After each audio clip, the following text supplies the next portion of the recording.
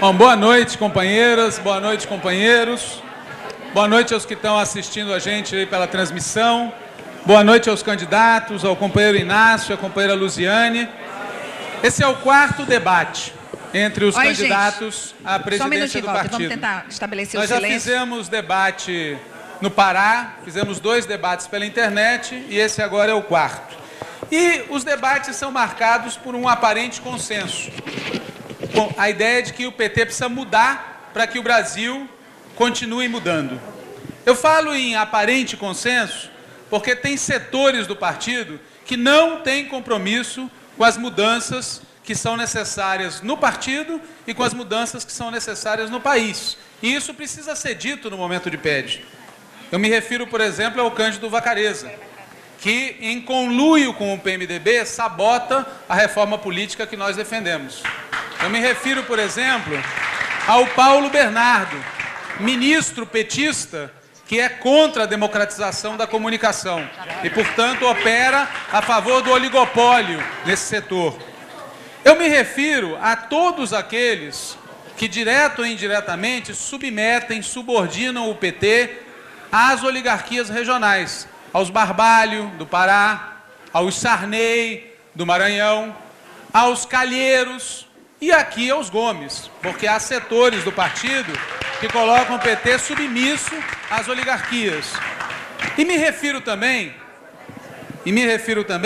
àqueles que falam que o PT precisa mudar, mas que neste processo de PED ou fizeram ou fecharam os olhos por um processo de cotização em massa disfarçado de cotização individual. E é mal que isso tenha sido feito por muitos setores do partido. Não foi por um único setor. Enfim, esses que falam em mudança, mas que agem na contramão das mudanças que são necessárias para o Brasil e para o PT. Da nossa parte, da chapa Esperança Vermelha, que me lançou como candidato à presidência do partido, nós defendemos mudar, primeiro porque essa é a nossa posição há muito tempo. E, em segundo lugar, porque a situação exige isso. Entre 2003 e 2013, nós melhoramos muito a vida do povo, nós ampliamos a democracia no país, nós ampliamos a soberania nacional. E nós fizemos isso sem reformas estruturais, sem fazer as reformas estruturais que nós do PT sempre defendemos. Nós fizemos o máximo que era possível fazer de mudança sem reformas estruturais. Agora, para continuar mudando, a gente vai ter que começar a fazer as famosas reformas estruturais. A reforma política, a reforma tributária, a lei da mídia democrática, a reforma urbana, a reforma agrária, entre outras. Por quê? Porque a crise internacional mudou a postura do imperialismo e do grande capital, do grande empresariado, e, por tabela, mudou a postura dos nossos supostos aliados, que respondem a esse interesse. Respondem aos interesses do grande empresariado. Eles, o imperialismo, o grande capital, os aliados de centro-direita, querem menos emprego, menos salário, menos política social. E, do outro lado, parcelas importantes do povo, graças ao nosso sucesso relativo, aquilo que nós fizemos, querem mais. Querem mais política pública, querem mais democracia. Portanto, nós estamos diante de um agravamento do conflito no país.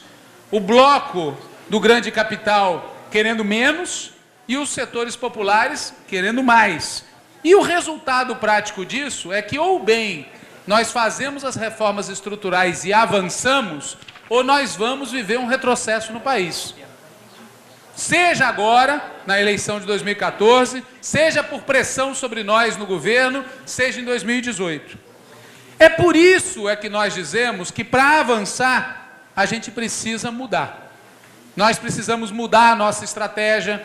A estratégia que foi implementada no partido a partir de 1995 não serve para o Brasil de 2013. A gente precisa de uma estratégia que tenha como norte mais conflito, mais base social, mais esquerda.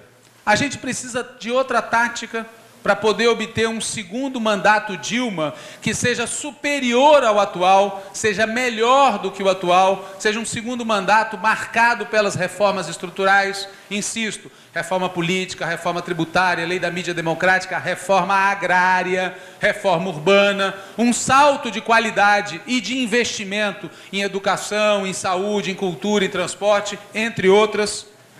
Para isso a gente precisa de uma política de alianças compatível com essa ideia. Se nós queremos um segundo mandato marcado por reformas estruturais, nós precisamos construir um leque de aliados que tenha acordo com isso, para a gente não viver a situação de ter uma maioria nominal que em questões estratégicas vota contra nós no Congresso Nacional. Por isso nós defendemos que a política de alianças no primeiro e no segundo turno das eleições de 2014 tem que ter como eixo um acordo programático em torno das reformas estruturais necessárias para o país. E dentro do PT? Dentro do PT nós precisamos de um partido com autonomia financeira, porque se nós vamos ter mais conflito, nós não podemos depender, como hoje, de recursos públicos e, em grande medida, de dinheiro do empresariado, o que é uma contradição absoluta. Um partido de trabalhadores sustentado, em grande medida, por doações do empresariado, que nos tira totalmente, ou em grande parte, a nossa autonomia e independência. Precisamos de mais formação política, precisamos de uma política de comunicação massiva, com web, com rádio, com TV, com imprensa e com um jornal diário, se a gente quiser fazer o debate cultural, político, ideológico. Precisamos reatar os laços nossos com a base social, com os movimentos sociais, com o movimento sindical, com a classe trabalhadora, com a juventude, as mulheres, negros, indígenas, movimento ambientalista, movimento LGBT. E precisamos fazer valer a democracia partidária. No PT tem que valer a regra de que as instâncias decidem, mesmo quando as instâncias decidem coisas que entram em choque com aquilo que as nossas lideranças pensam, mesmo que entrem em choque com o que o Lula e a Dilma pensam. Nós vamos recuperar a ideia de que o partido tem suas instâncias democráticas e a base toma a decisão. É por isso tudo, não por retórica eleitoral, não porque o momento exige que a gente fale coisas mais à esquerda para ganhar a eleição no PED.